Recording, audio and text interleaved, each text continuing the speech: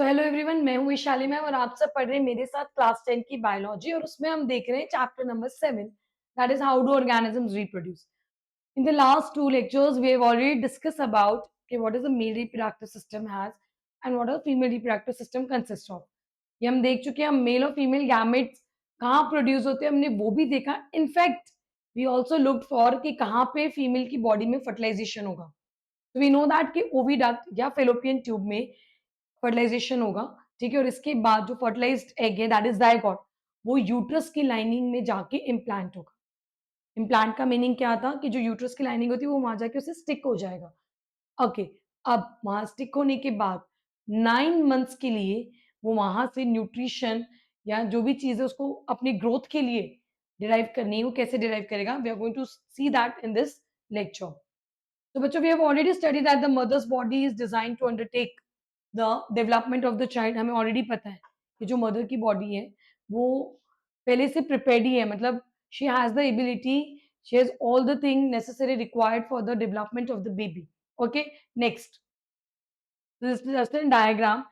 4 month, 5th month, 6 month जैसे जैसे baby का डेवलपमेंट होता है तो मदर की बॉडी भी उस हिसाब से बच्चों एडजस्टमेंट करती है.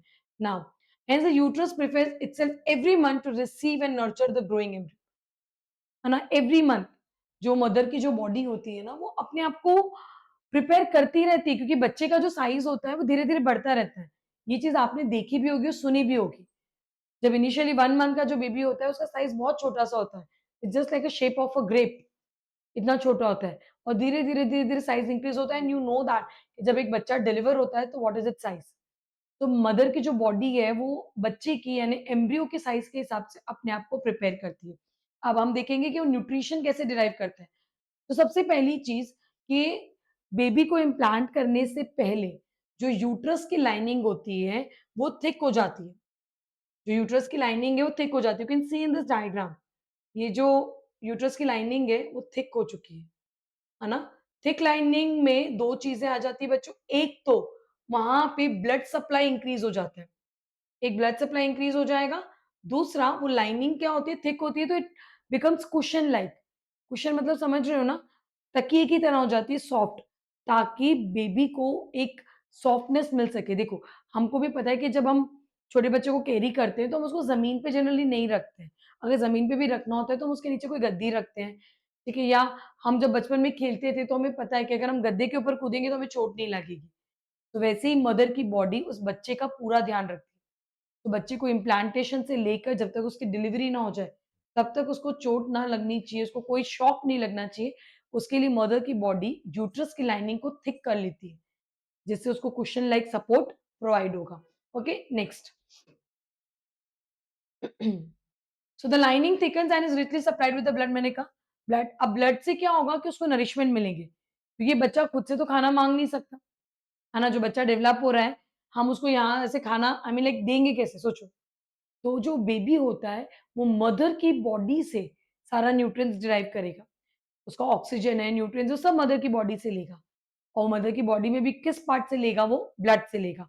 तो देखते हैं कैसे वो ब्लड से सारे न्यूट्रिएंट्स को लेगा. तो the embryo gets nourishment from the mother's blood with the help of a special tissue called as placenta. So can look into the figure.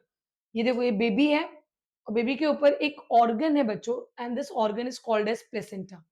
You can say this, ये ऑर्गन, ये जो organ है इसको हम placenta कहेंगे,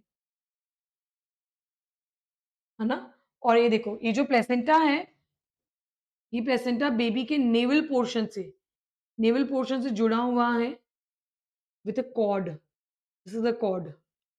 okay, and this cord is called as umbilical cord. इस cord को अपन क्या कहेंगे, अम्बिलिकल कॉर्ड. ओके. सो बच्चों ये देखो, बच्चा प्लेसेंटा ये ऑर्गन है जो मदर और बेबी के बीच में रहेगा.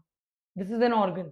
ठीक है, ये जनरली ना क्या करता है कि जो भी मदर का ब्लड आएगा ना इधर से, फॉर एग्जाम्पल यहाँ से ये मदर का ब्लड आएगा. ठीक है, तो ये जो ब्लड होगा ना ये पहले प्लेसेंटा में एंटर करता है.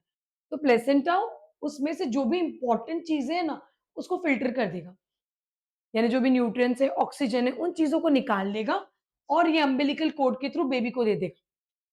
तो प्लेसेंटा एक तरीके का फिल्टर का काम कर रहा है. फिल्टर क्या करेगा, अच्छी चीजें ले लेगा, खराब चीजों को दूर रखेगा. सेम उसी तरीके से यहाँ पे प्लेसेंटा फ़िल्टर का काम कर रहा है। वो मदर की बॉडी से, मदर की ब्लड से अच्छे-अच्छे न्यूट्रिएंट्स को, अच्छे-अच्छे ऑक्सीजन को लेकर बेबी को देंगे थ्रू अम्बिलिकल कॉर्ड। और इसलिए तो कहा जाता है मदर को कि जब वो प्रेग्नेंट होती है तो उसे अच्छा-अच्छा खाना खाना चाहिए।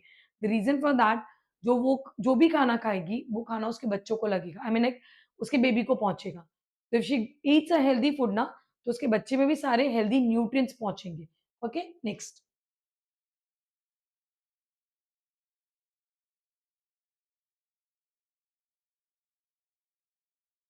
So this is a disc which is embedded in the uterine wall. ठीक है, देखो ये डिस्क लाइक स्ट्रक्चर है।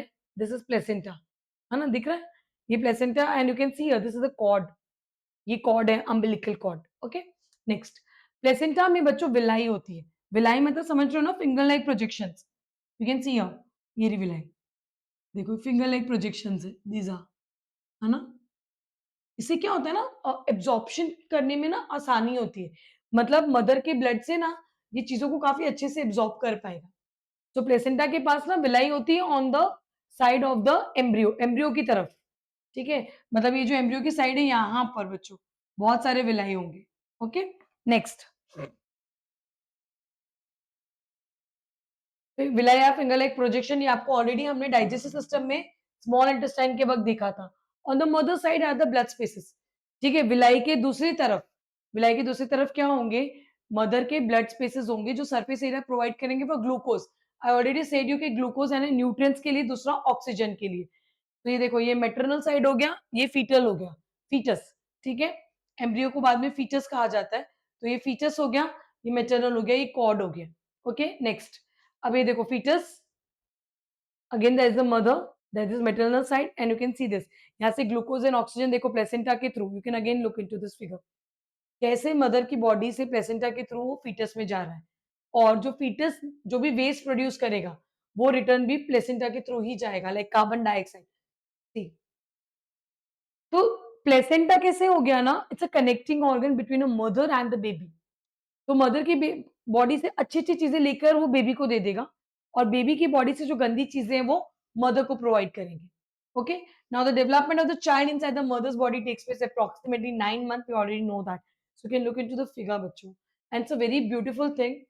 एक तरीके का बच्चों मिरेकल है कि एक लाइफ जो है वो एक फीमेल बॉडी के अंदर आई मीन पूरी ग्रो कर जाती है for 9 months, and that too step wise.